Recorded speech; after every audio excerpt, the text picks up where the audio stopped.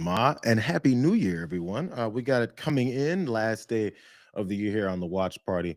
Glad you guys all could show up. I'm not sure if everyone's working today or not. If you get the day before the New Year off, or you actually get just New Year's Day off. Either way, those of you all that are here, good to see you. Glad you've all showed up. I feel like it's like natural to be like there's so many things happening. Um, there's not tons of things happening. More people should be honest about these types of things. Whenever someone comes up with some kind of like topic they're going on about in their podcast or something, and then sometimes the comments say things like, "Oh, must be a slow news day." You know what? That's not an insult. That's not anybody else's fault except for the news cycle. It's slow. If it's a slow news day, what's the problem? I mean, what am I supposed to do? Make something up?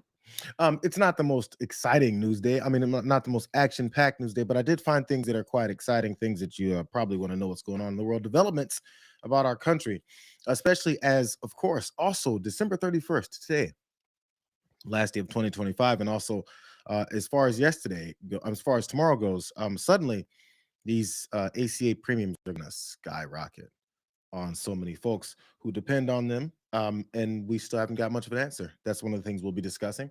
Not the only thing we'll be discussing. Let me bring up some of these things that we got happening. We got Donald Trump going after some of his biggest lackeys, one in particular, who somehow is still surprised by this, but still at the same time supports him in this weird way. It's odd how that works. Oh, look, Dan from the internet is here. It's the best damn day of the year. What's going on, Dan? Dan from the internet, Dan Evans. I'm not sure if you guys all know. He also runs a podcast himself, The Power Report. I got to get back on there, Dan. My bad. It's been a minute. Dan is another TYT alum. Love to have him around. One of the smartest guys you may ever talk to. It's one of those guys who has information. Don't know how he has it all in his head, but he's one of those guys. Good to see you, Dan. I'm glad I saw you pop up on here. I've seen you pop up here before, but it was after the fact. Anyways, like I said, let's get started. Let's go ahead and get started. We got the last day of the year here. Hopefully, as 2026 happens, people have this weird, I guess superstition or hope, optimism. It doesn't matter. These are all good things for a new year coming. Just because a switch of a day, if that's the symbolism that we need to get moving on other things, go ahead. Let's have at it. But I get the feeling that the folks who are reeling, the folks who are destroying the country, the folks who are losing more and more popularity and any kind of appeal from the people who always kissed their ass, I have a feeling like they're going to get a little bit worse because the pressure keeps on building, especially when it's like MAGA on MAGA violence. Except what they always forget is there's constituents that are involved. So let's move to this first story. Donald Trump is not very happy about a litany of things. You'd have to maybe guess which one is affecting one Lauren Boebert, who put her face out there and decided to respond to the issues that she's now looking into because of this president. You look at other things like Tina Peters or even the sanctuary policies in Colorado. Certainly, I think there are some things where there should be accountability held, especially when you look at the sanctuary measures in Denver and other places, especially Denver, where they've doubled down on sanctuary policies. But we're talking about Southeast Colorado, who's overwhelmingly voted for President Trump in the last 3 elections. And these are not the people that should be attacked. We've lost Space Command. If he wants to go after Boulder and some client activists with some of our weather systems there, sure, we can reduce the size.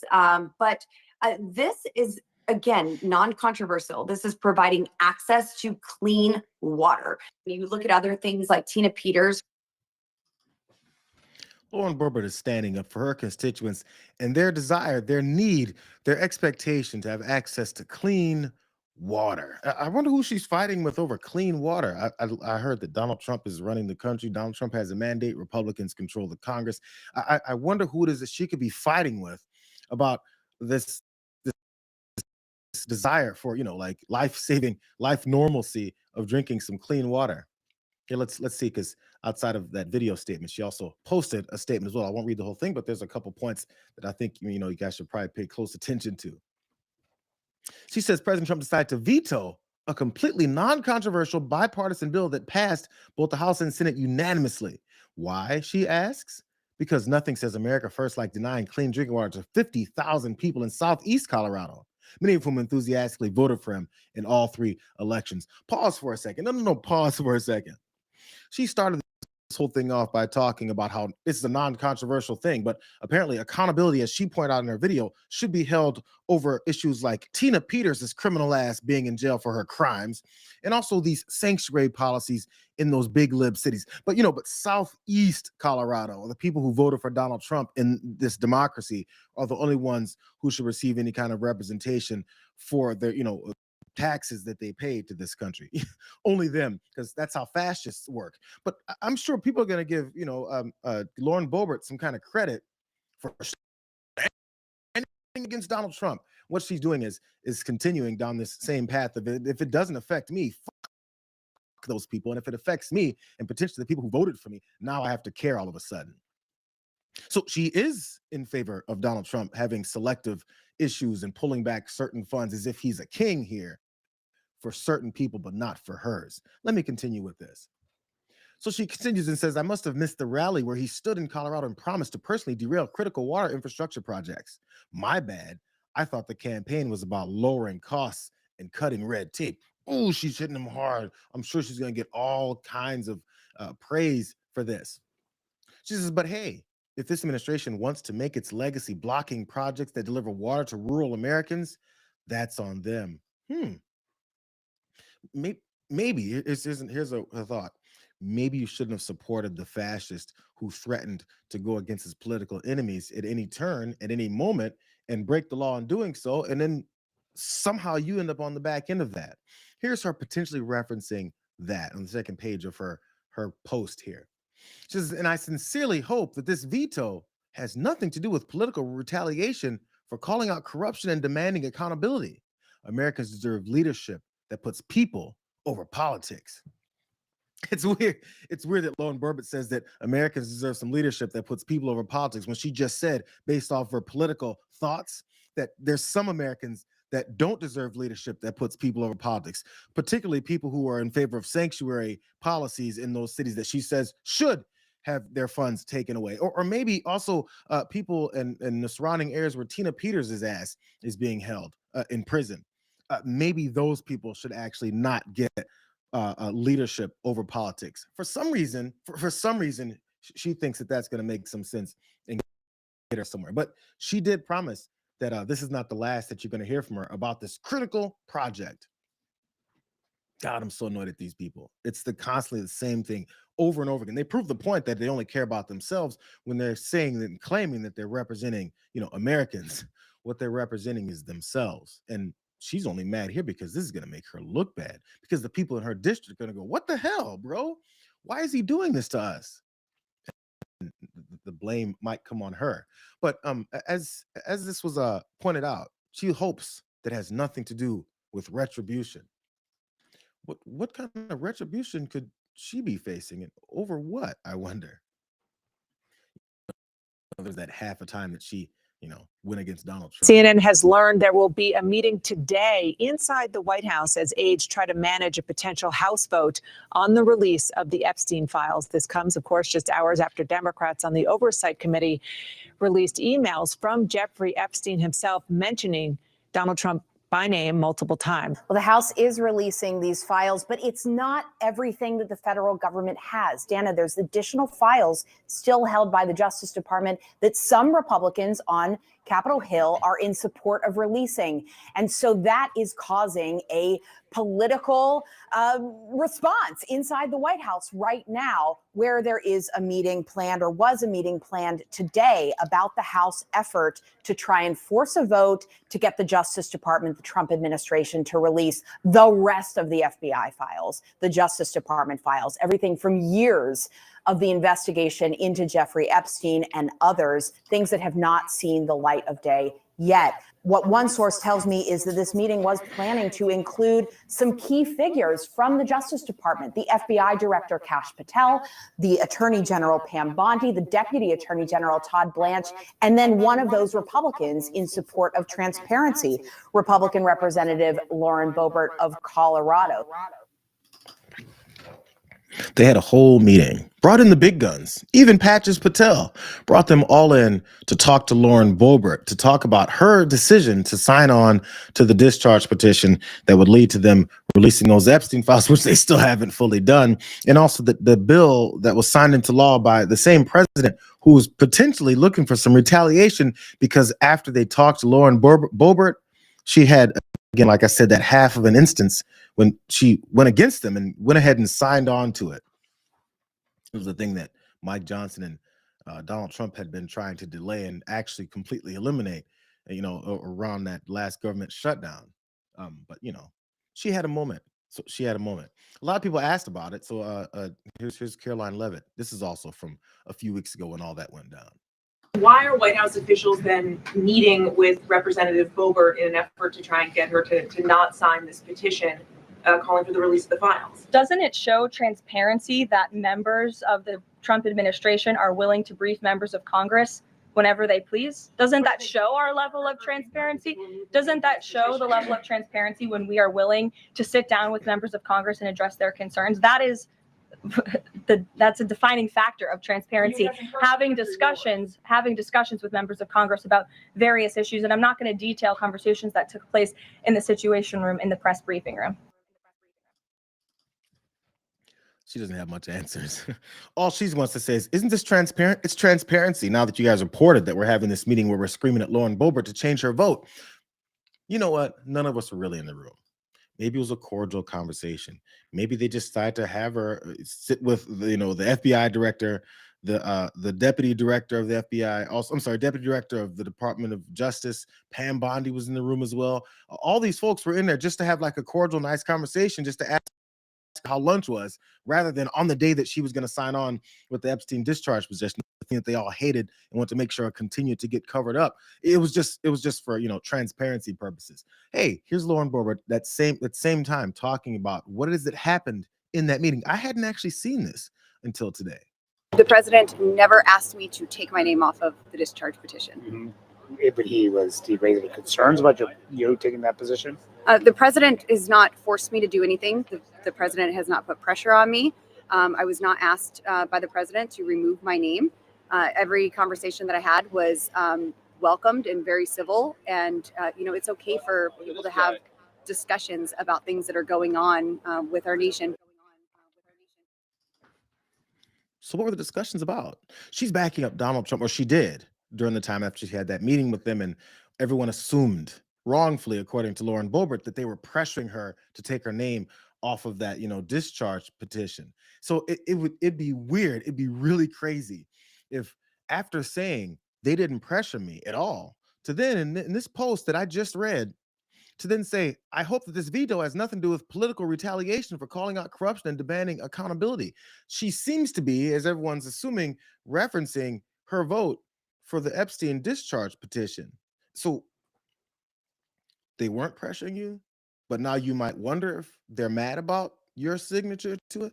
What were they talking about? It's like they don't think anybody pays any fucking attention to anything else that they've ever done. If you say a few things every once in a while about the same topic and then bring up that same topic, people are going to remember that one time you said none of that ever happened. I'm still supporting this guy who absolutely does not support me, nor in this case, her constituents, as he's blocking this whole thing.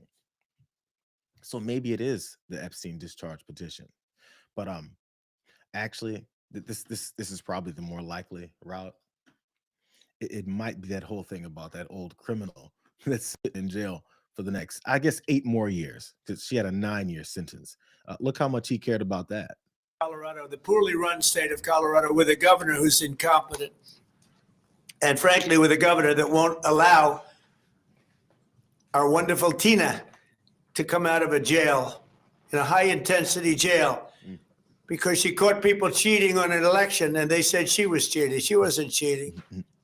She went over, she looked at one of the election scams going on, and because she did that, they put her in jail for 9 years. The governor of Colorado is a weak and pathetic man who was run by Tren de Aragua, the criminals from Venezuela, took over sections of Colorado, and he was afraid to do anything. But he puts Tina in jail for 9 years because she caught people cheating. And when she walked over and got involved in it, they said she was cheating. She wasn't cheating. She caught people cheating on the election, 2020, along with a lot of other people that cheated on that election. You'll see that coming out more and more. But there's no doubt that America.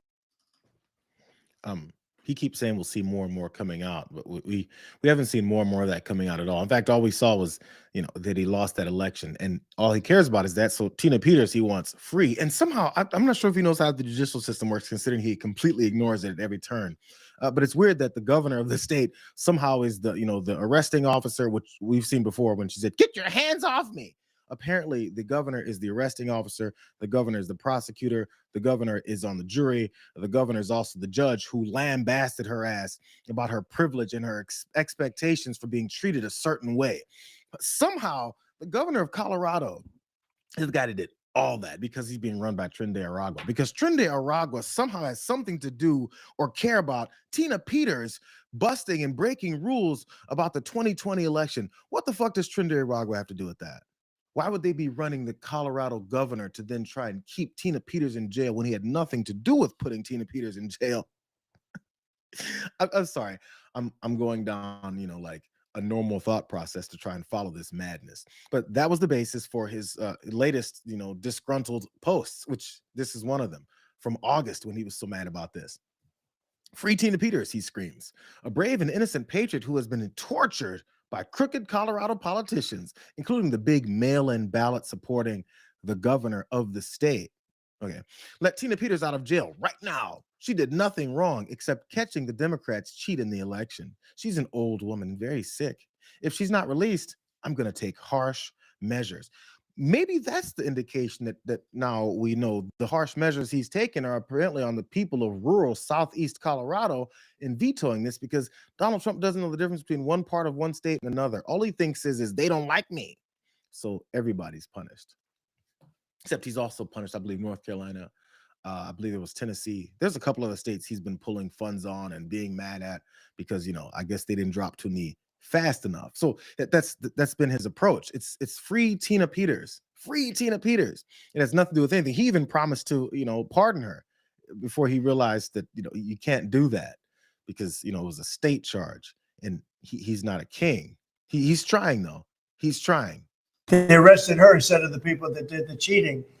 It's a state charge, so it's hard to do anything with, but we're gonna do something. What they did in Colorado. Look, Colorado just went to all mail-in voting.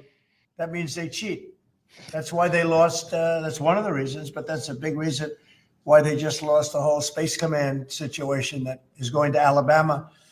But when you have mail-in voting, you have nothing but cheating. But this woman is a real patriot, and they put her in jail for a long time. She's 72 years old, 73 years old. And she wanted to find out. She didn't do anything. She touched the machine. She looked at the machine. She's trying to find out what was going on. And they went and arrested her for doing that. And it was supposed to be the other way around. I'm glad you brought that up.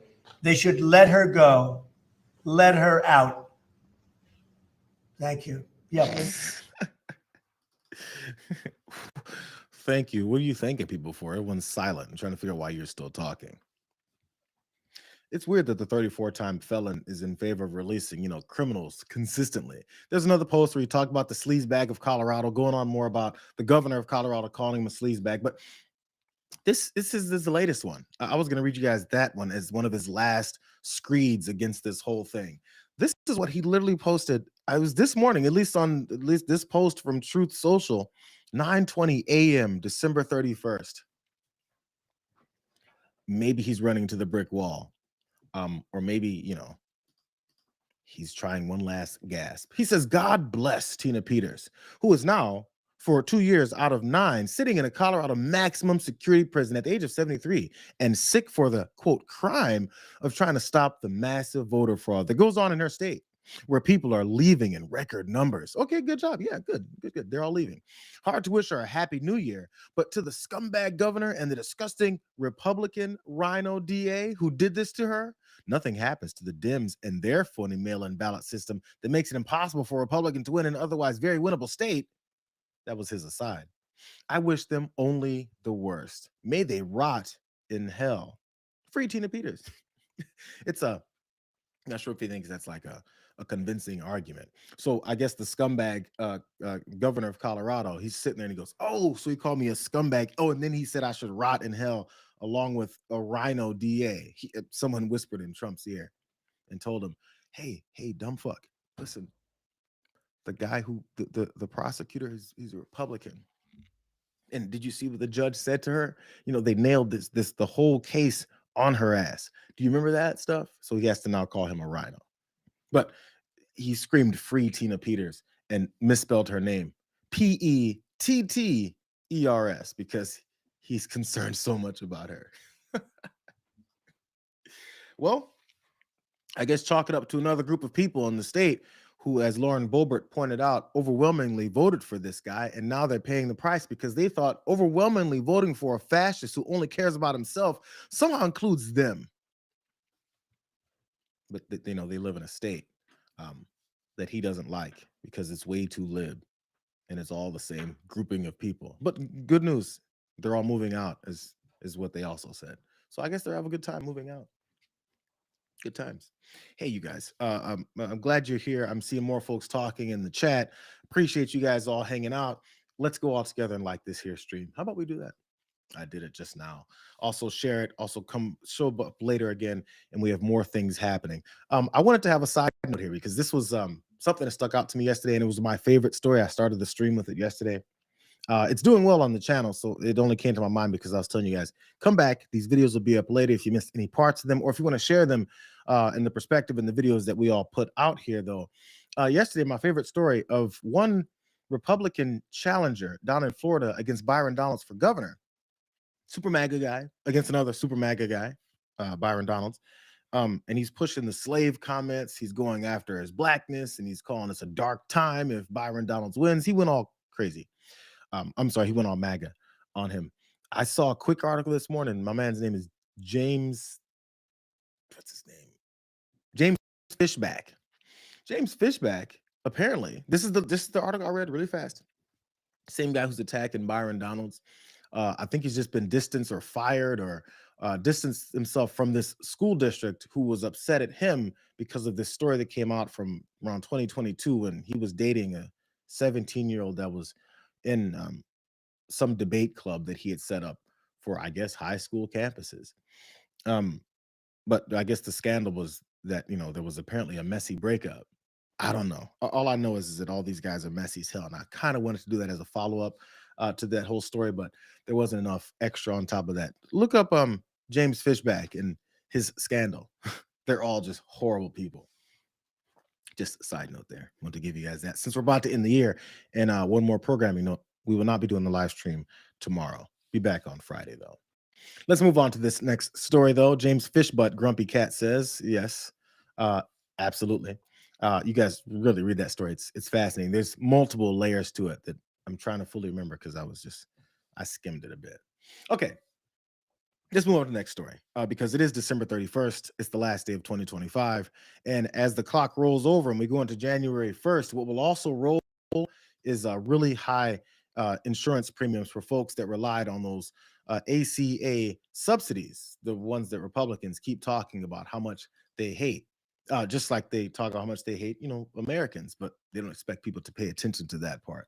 Here's one of those Americans who's showing folks his ER emergency bill, and he talks about the extravagant nature of what is he's looking at. And this is before things blow up. This is just his ER thing. Let's check this out. I'm an elder millennial who just got my first hospital bill after my first time ever staying in the hospital. This is extortion. This is why everyone hates our medical system. $41,000. So I was in the hospital for less than 24 hours for high blood pressure. I had no surgery, no CAT scan, no MRI, nothing of that nature. My bill is absolutely ridiculous. The labs and chemistry, $10,000, $2,000 for labs, blood culture, $4,400. And then if you look at the back, it gets even worse. You have $12,000 for emergency room care, $1,000, $3,000 for these observation room visits, $800 each for physical therapy and PT, Like, this is insane. This is extortion in every single way. I don't know how people do this. This is my first time, and I'm shook. He's shook, as many Americans have always been, but have always been ignored. This is his first time getting bills for $41,000 for under 24 hours in the hospital for high blood pressure, I think is what he said.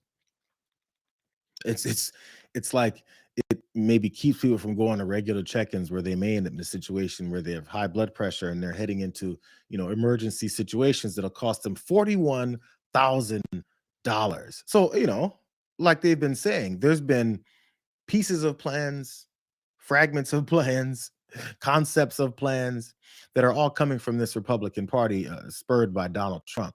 But this guy, Representative Jason Smith, Republican, likes to go on TV and not really say a lot. He had thoughts about what his healthcare plan will be for Republicans, because we keep asking them these questions and we keep getting the same answers. Let's see if he has something different. Republicans plan to provide an alternative then for the Republic. Yeah, 24 absolutely. million Americans. The difference between the Republicans and the Democrats is the Democrats are focused on 7% of the population. Republicans are focused on creating more choice and lowering healthcare costs for every single American. There's 347 million of us. 164 million alone are on employer-sponsored healthcare, and their premiums have been going up like crazy. We need to bring in those health insurance companies. They need to answer before Congress and create more transparency of how these premiums gone up. Just the top three health insurance companies has made more than $1 trillion in revenues last year alone. It's weird. It's like Representative Jason Smith is finally figuring out the things that people have been saying for decades about the healthcare system. These healthcare companies, they're destroying us. They're just charging us exorbitant amounts. And there was so many middle fingers coming from them, that they thought that they would be able to sustain that for so long. But now, for some reason, this guy's concerned about the healthcare industry and them making trillions of dollars. It's weird because they've also got oligarchs surrounding the president who are also making hundreds of billions of dollars. I mean, stealing our money, and they haven't done anything about them either. But Donald Trump has given this guy, I guess, some permission to start lambasting health insurance companies. Not even insurance, health insurance companies, I guess, our whole system. But wait a second. The Fox anchor asked him, what is your plan? Not what are you complaining about that we've already been complaining about, where you're acting like you give a damn now. What's your plan for this outside of blaming the ACA? What else you got? Let's see. I think. But sir, Congress, regulators have so far not managed to rein in these big health insurance conglomerates, which are now being bought out by venture capitalists. What leads you to believe anybody's going to do anything now in 2026? Well, I can tell you I am. Like, as the chairman of the Ways and Means Committee, I'm going to call them in before our committee. The CEOs of those health insurance companies need to come before Congress and answer a lot of questions, because we need to understand why premiums are continuing to rise and their profits are increasing. Their profits have increased since passage of Obamacare by nearly 1,000%. Their stock prices have went up 1,000% at the expense of the U.S. taxpayer. Revelations from Representative Jason Smith, the party both parties have been supporting this for so long, but he just figured it out. And his plan is, again, she asked him, so since they're out of control, who's going to do something about it? I'll tell you what I will. I'm going to call in health insurance CEOs and ask them, why are your premiums increases? And then when they kind of mumble through some BS, what are you going to do now? What are you going to do this? Because I heard people like Bernie Sanders, Elizabeth Warren, calling these CEOs, lambast them, call them out, point out the exorbitant profits that they're making off of people's health or lack thereof. And then what never happens is anything, because too many people like Jason Smith then say, look at these ultra super libs. What do they want? A socialist program? So this is another delay tactic. I'm just trying to figure out when he's going to say what he's going to do. I'm going to have them in here. I'm just going to talk to them. I'm very upset. I don't know why he goes on TV. He has a really annoying voice. Here's one of those awkward moments too. This is only from a month ago. You would think from this point, when it was this awkward conversation on CNBC to now, he would have had something better. There's But things that we Does can Mike do. Johnson, is he saying that they have a plan? The speaker? Yesterday he said that we're working on a plan. Okay. I'm on Andrew. What do you think, Andrew? You got any? You're doing great. Really? Yeah. I'm trying to be Down the middle, I see. trying to blame both It's- sides. To some But it extent. is blamable on both sides. Well, okay. He's not going to really say anything. He's just going to say what he said. Is that what you're saying? You're looking at me saying what he said? Exactly.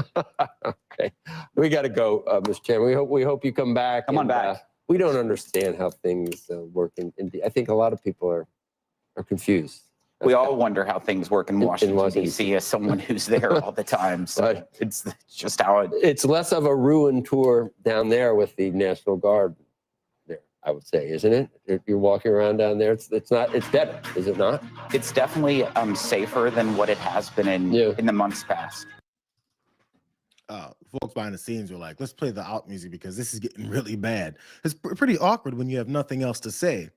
But he doesn't know how Washington, D.C. works. As someone who's always in Washington, D.C., as an elected official in Washington, D.C., who helps run the joint,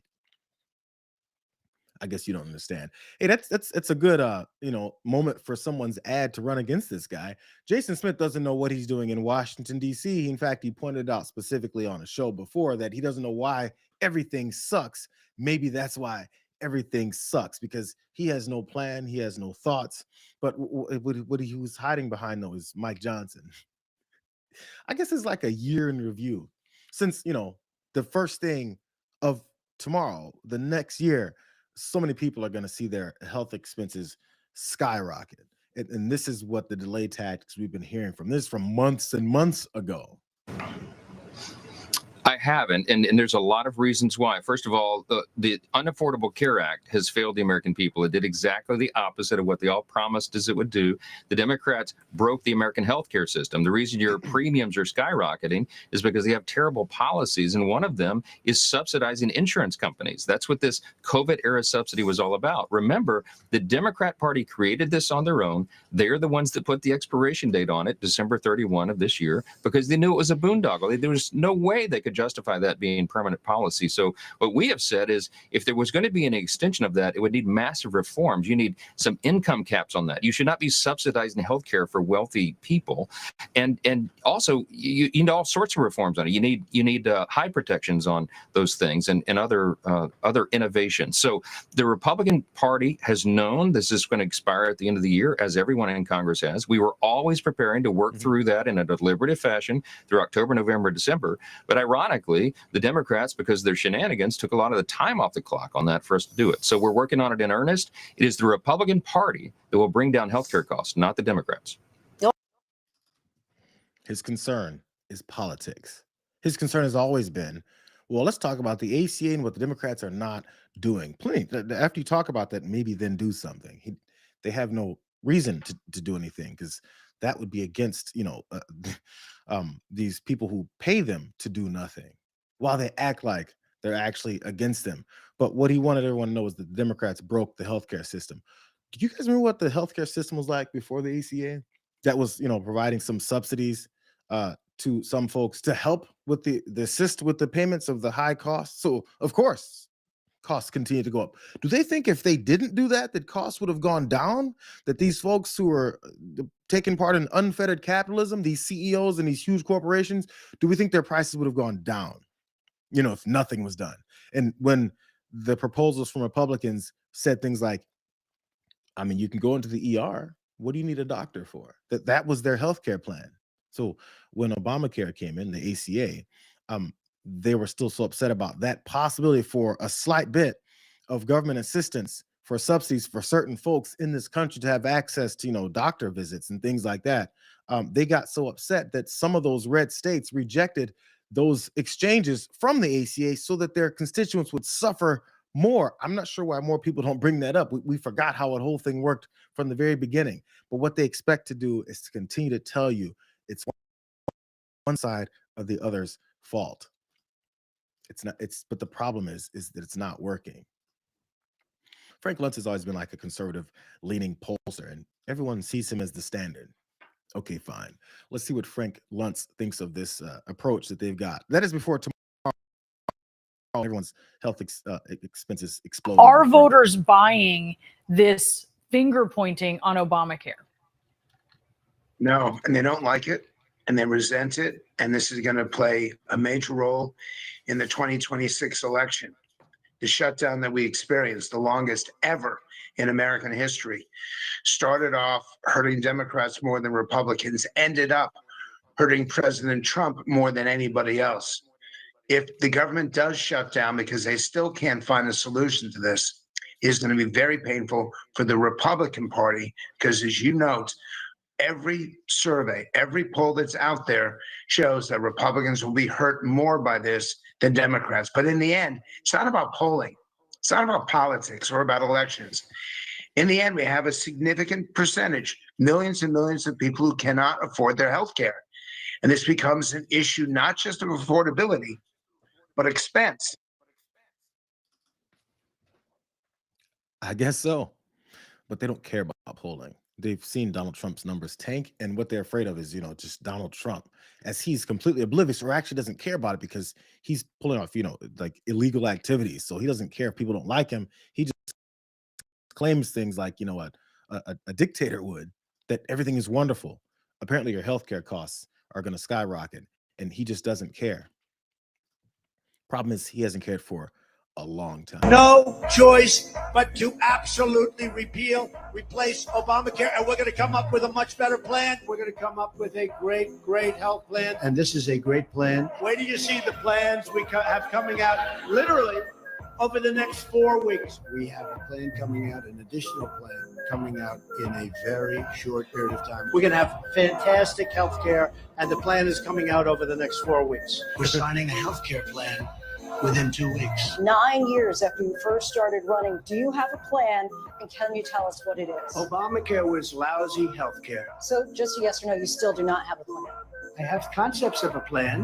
We already have the concept of the plan, and it'll be much better. Tell you what the plan. Yeah, we'll be announcing that in about 2 months. That first clip was from 2016. That first part of that whole compilation of Donald Trump saying 2 weeks, 4 weeks, a week, a month, a few months, soon, rapidly, make your head spin. Tomorrow is the 2026, 10 years worth of him saying this. Listen, people like to say, enjoy the day that you voted, that you asked for, and enjoy the president that you voted into office. And I never like saying that type of stuff because more people than just the ones who voted for this guy are suffering under him. But really, I want to know the folks who voted for him, what they think of that. Like, nobody actually watches these things and then shows the people who trust in everything that he says and says, so do you think this is good? What do you think this means for you? And do you think his policies and his agenda is working in your favor? Here's his policy and his latest agenda as far as healthcare, the one that was coming 10 years ago. All capitals here. The only healthcare I will support is or approve is sending the money directly to the people, with nothing going to the big, fat, rich insurance companies who have made trillions and ripped off America long enough. The people will be allowed to negotiate and buy their own much better insurance. Power to the people. Then he tells Congress, don't waste your time and energy on anything else. This is the only way to have great health care in America. Get it done. Get it done. Sending the money directly to the people. What's the money? The money from where? And to spend on health care? To who? I know I've gone over this before. Sometimes we need to revisit what it is that they've been saying right when we're on the brink of the disaster that we're about to see. The one that they said wasn't real. The one that they said was brought on by other things. The one that they said they were going to repeal and replace, but then still done nothing about. Do you guys know who Tom Steyer is? He's running for governor in California. He's a billionaire. I've seen this guy's face before. I'm not sure what business or whatever it is that he got into to make his billions, but he's running for governor of California, apparently. And this is, I think, Democrat. So this is what we're going to start seeing. I'm running this only because this is what we're going to start seeing from the people who kept saying they have no plan. They hate the ACA. They're going about how the Democrats kept this afloat and going and destroying your lives, because it's going to the point where the only answer is the obvious one, which of course is universal health care. And if Republicans start talking about it or hinting at it or insinuating at it, it's going to be one of those things where they said the whole time, this is what we're trying to get to. But the problem is going to be, how are you going to pass this by people who are hoarding all of our money? Anyways, here's Tom Steyer saying what I'm sure Republicans will be saying soon. Bernie Sanders was right. We need single-payer healthcare. In 2019, I didn't think we needed single-payer healthcare. And I thought we could bend the curve of healthcare inflation by using more information technology, more private sector expertise, that these smarty pants from the business world would bring down the cost. Boy, was I wrong, and boy, was Bernie right. I've looked at the data. We don't have a choice. For us to provide healthcare to everybody who needs it, we've got to go to single payer. And there's no other way. God is going to be in the details here. Designing a system that works, that cuts out all of that expense and profit for middlemen supplying healthcare has got to happen. All the people making that money are going to fight us like crazy, but it doesn't matter. That's where we're going. Bernie, when you're right, you're right. Bernie Sanders was right. When you're right, you're right. So what are we going to do about this in the meantime? Since you're seeing the light now. I always thought the people making, all those trillions of dollars that they're talking about, they're making. I thought all those people that are making all that money off of our lack of healthcare, I thought that they would just, figure it out. Isn't that an elementary thought process? We thought the people who are making money off of the system would change the system in a capitalistic society where it's, their objective only to make more money and completely detach themselves from humanity. Why would you think that? These people are actually stupid. Or they're acting like they're stupid. And this is the next thing that's going to get them any kind of power, position, or more money, is now acting like they weren't in support of all this for all the wrong reasons. So happy last day of really expensive healthcare. And we're moving on to extremely, extraordinarily expensive healthcare starting tomorrow. All right. Let's wrap up with this last story here. It's by the way, another side note here. I know the story has been going around about the Minnesota fraud case that some online right-wing MAGA supporting, citizen journalist said that he blew up as far as fraud cases in Minnesota since, Donald Trump started focusing on Somali Americans. And I've seen the breakdown of it. I've seen people dismantling it, but I don't like paying attention to those like blatant, obvious lies. I saw it from the beginning and I was like, this is a lie. It's pretty obvious. And I also don't even feel like having to dig into all the things to undo it, but that's going on too. I skipped past that one and moved on to Donald Trump's latest project of vanity. And as we've seen with all of his projects of vanity, from the gold-plated tacky shit in the White House to then also renaming the Kennedy Center after himself, it all keeps falling apart.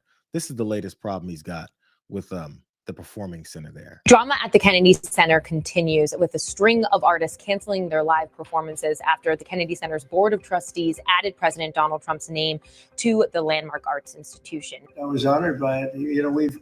We're saving the building. We saved the building. Just days before they were set to perform twice on New Year's Eve, the jazz band, the Cookers, decided to back out of the gig.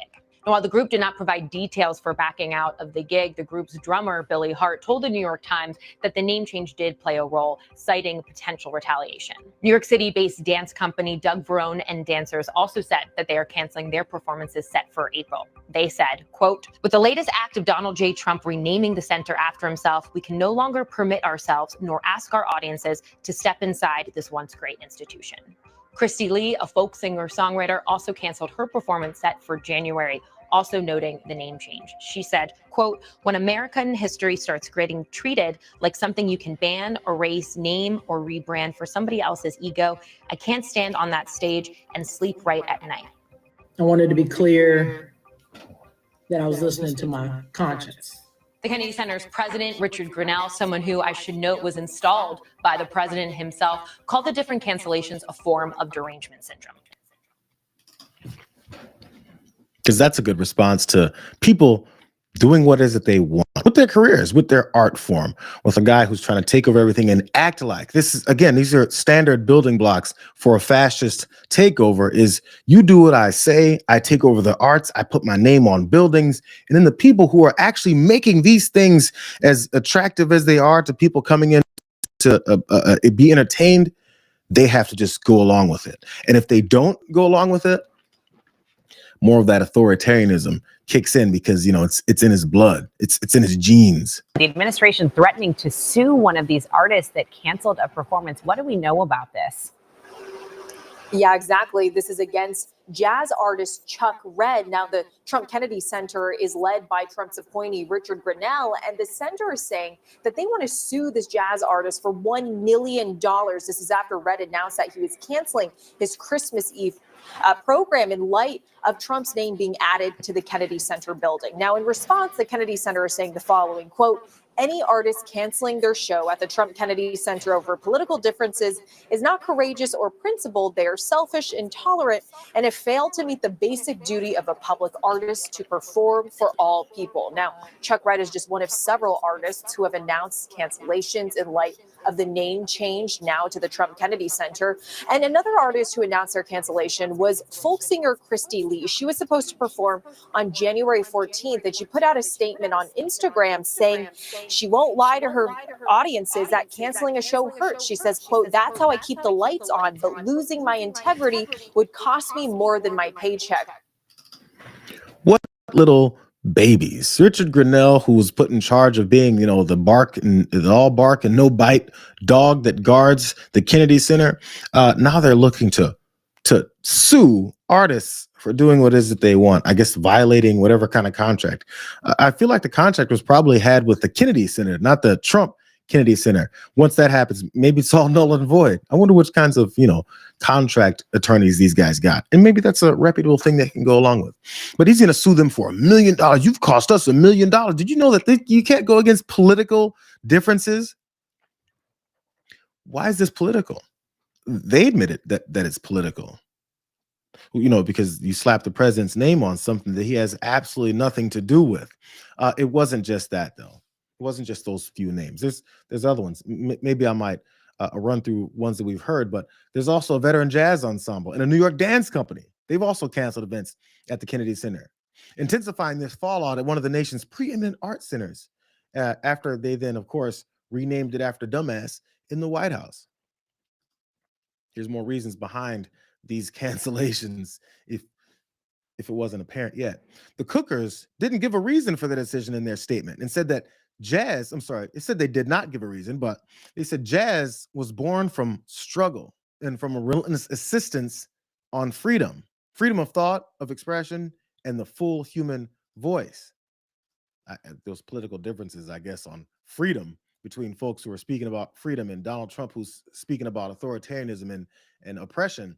Those are the political differences. Maybe it's like principles. It's weird.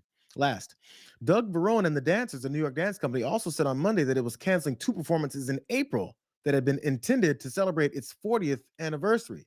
Mr. Verone, the head of that company, said it would lose $40,000 by pulling out. And they said it's financially devastating, but morally exhilarating. So it's not like these folks have tons of money. We saw that. I think the folk singer that said, this is harming me as well. I mean, I've got bills to pay. This is how I pay them. But they're willing to stand by their principles and not continue to platform and normalize this kind of behavior because this guy thinks he can do whatever the hell it is that he wants. And also that news report alluded to one of the big reasons why this even happened in the first place, as they complain about politics and cutting and going against the arts and acting like you don't have to fulfill your obligations. The only reason this whole thing started is because this asswipe here wants to put his name on things, wants to make himself the center of all attention, and it just doesn't work. Yeah, she just posted on X, your press secretary, that the board members of the Kennedy Center voted unanimously to rename it the Trump Kennedy Center. What is your reaction to that? Well, I was honored by it. This board is a very distinguished board, most distinguished people in the country. And I was surprised by it. I was honored by it. You know, we're saving the building. We saved the building. The building was in such bad shape, both physically, financially, and every other way. And now it's very solid, very strong. We have something going on television, I guess, on the 23rd December. I think it's going to get very big ratings. And the Kennedy Center is really back strongly. It's in very bad shape, very, very bad shape physically. And we're also to get Congress to put up a lot of money and other people to put up a lot of money. We had a lot of donors come in for record-setting numbers. So we saved the Kennedy Center. And I was really, this was brought up by one of the very distinguished board members. And they voted on it. And there's a lot of board members. And they voted unanimously. So I was very honored by it. Thank you. Nobody believes that. He's honored. I totally had nothing to do with it, but they named me chairman. They put me in the face in front of all of it. I even got a chance to rename and put in all this different board that's going to do everything that I want, but I'm totally honored by this opportunity to be named. And you notice how everything this guy claims was destroyed before? Our military was in shambles. Our military was underfunded, despite the fact that our military outpaces any other military in the entire world combined. But our military was in shambles. Our infrastructure was in shambles. Cities were overrun with crime. The Kennedy Center fucking sucked. And then it was crumbling and falling apart. Everything is crumbling and falling apart in this guy's brain, except for the fact that right now he's keeping clean water from residents in certain sections in Colorado. Is that falling apart and is that crumbling, or is it based off of this guy's policies? Everything is the opposite of reality. So since he's so honored by this random act of kindness from the folks on the board at the Kennedy Center, did you guys know this part? The Kennedy Center adopted bylaws earlier this year, during Trump's year back in office, that limited voting to presidentially appointed trustees, a move that preceded a unanimous decision this month by board members installed by Trump. And they did that to add his name to it. He had nothing to do with it. All he did was he was honored by the way he manipulated the entire system and made sure that he put in lackeys that would do anything that he wants, like put his name on the building. The current bylaws obtained by the Washington Post were revised in May to specify that board members designated by Congress, known as ex officio members, could not vote or count towards a quorum. Legal experts say that the move may conflict with the institution's charter, maybe outside chance. Trump took over that Kennedy Center in February, purging its board of members that he had not appointed. And in the months that followed, saw struggling ticket sales and programming changes that began to align the arts complex with the Trump administration's broader cultural aims, which is to make him the center of everything. Remember he said it was crumbling and it was falling apart? It was a disaster. And all they're doing is, is saving it. So back to Richard Grenell, who he put in place to save the place. And then he complained about it being Trump derangement syndrome, that artists don't want to play there anymore. This MS Now article points out how there's a multi-layered irony because it's unfolding since the Trumpiest takeover at the Kennedy Center began early this year. And Grenell's public reasoning for the necessity of that coup d'arts actually wasn't even artistic or truly aesthetic in nature. This is what Grenell says the reasons why they did all this. In March, he said in an interview with a conservative outlet that the changes were about the center's fiscal health. He said the goal is trying to get us refocused on a common sense mission, bringing arts and entertainment to the Kennedy Center that actually sells tickets. Don't forget that line. Bringing arts and entertainment that'll actually sell tickets. He said we spent way too much on programming that doesn't bring any revenue. While insisting that he enjoys being challenged by art, he said his job as the leader is to make sure that the Kennedy Center has sound fiscal policy. That's weird. It's weird because he's looking for sound fiscal policy at the Trump Kennedy Center, and now that it's the Trump Kennedy Center, only a name from these losers. What's happening is the center appears to be hurting more financially than benefiting after Trump's attempted rebranding. A Washington Post analysis found that ticket sales for the Kennedy Center's 3 largest performance venues are the worst that they've been in years. That's based on ticketing data from dozens of recent shows as well as past seasons. Also, the Washington Post found that more than 40% of seats were empty across an average of performances during the time analyzed, and not exactly a ringing endorsement of this guy's whole plan and principles of manipulating the system and making sure his name is on the building. What a fucking loser this guy is. They've been focusing on this for half the year, on trying to change the name and change the way things operate there and putting his name and face on everything frontal to this place. Because, you know, he's a fascist and he's an egomaniac and nobody actually likes this guy. But he's never really going to get that memo. Last part. We got renaming. We got him manipulating it so that he could rename it, and all that for the main purpose. Is the best part of putting his face in front of it and hosting Kennedy Center Honors. I've been asked to host. I said, I'm the president of the United States. Are you fools asking me to do that? Sir, you'll get much higher ratings. I said, I don't care. I'm president of the United States. I won't do it. They said, please. And then Susie Wells said to me, sir, I'd like you to host. I said, okay, Susie, I'll do it. That's the power she's got. But I just, so I have agreed to host. Do you believe what I have to do? And I didn't want to do it, okay? They're going to say he insisted. I did not insist. But I think it will be quite successful, actually.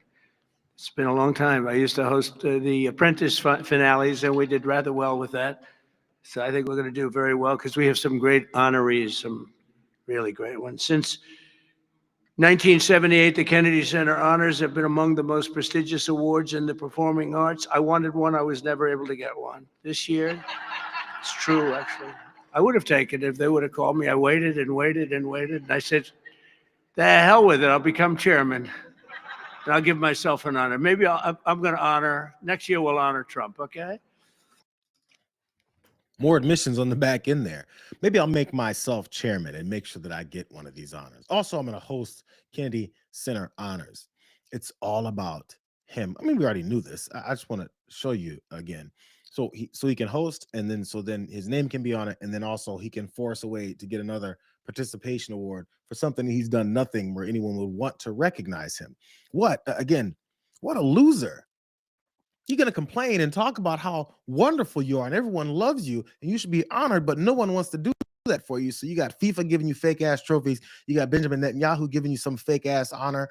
So now he wants more fake honors from the Kennedy Center to be one of the honorees because, you know, he can't get that on his own. He even promoted his hosting of the Kennedy Center Honors. There's the last two parts here because I like the embarrassment. He said the Trump Kennedy Center Honors, only that part in capitals, will be broadcast tonight. This is on, this is December 23rd because he hinted at that before. Tune in at 8 o'clock at the request of the board and just about everybody else in America. Everyone in America is like, you know what? I can't afford groceries, but damn it, I want to see Donald Trump host the Kennedy Center Honors. He says, so according to everyone else, I am hosting the event. Tell me what you think of my master of ceremony abilities. If really good, would you like me to leave the presidency in order to make hosting a full-time job? We will be honoring the greats in the history of entertainment. He goes through some of the folks that are being honored on that particular night. So, I mean, I definitely know one part of it I would agree with. I would like for you to leave the presidency. And then after that, just shut the fuck up, go away, and never hear from you again. That would be nice and lovely. Maybe that part of it will work. But let's see if his request came through. The show drew its smallest audience ever, averaging an estimated 2.65 million viewers, which is a 35% decline from the 4.1 million viewers in 2024. It may have been a mercy that CBS's Legal and Standards Department insisted that the network call the show by its traditional name, which is the Kennedy Center Honors, instead of the Trump Kennedy Center Honors. So maybe a few people got fooled into it, hadn't heard about the news, decided to tune in or maybe even show up, and they went, this place smells like fish. What happened here? Must be Donald Trump farting from the front of the stage or something like that. Nobody likes him. But he's going to keep steamrolling. I think maybe some New Year's resolutions as we go into the new year is to stop listening to fascists, maybe stop allowing them to run our lives, maybe collectively fight back and get rid of these guys. That's my New Year's hope for maybe folks. I'll be back on Friday to talk about maybe New Year's resolutions that we're all kicking in on. Maybe Friday should be my last energy drink day on a Friday not post, a Friday watch party here, you guys. Glad you were here. I'm done. It's the top of the hour. Go say hi to John over on the damage report for me. Tell him Happy New Year from me as well too.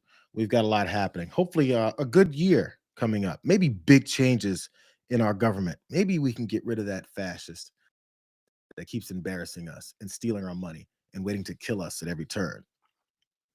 Hang in there, everyone that has to deal with the change in our healthcare system and the change in our lives. Hopefully, things are coming differently. It's been a great year, you guys. This is the back end of 6 months of me doing this watch party, you guys. It's a lot of work, but I'm glad to interact with you all. Have a wonderful rest of your day. Have a great New Year's Eve. Everyone be safe. Avoid the crazies. Don't be one of the crazies. Trust. Have your little sips of champagne. Enjoy yourselves. Be around loved ones. Glad to see you guys. Have a happy New Year, Ma. Good to see you guys. Until next time, we'll catch you guys on Friday. No show tomorrow as it's New Year's Day. We'll see you guys later.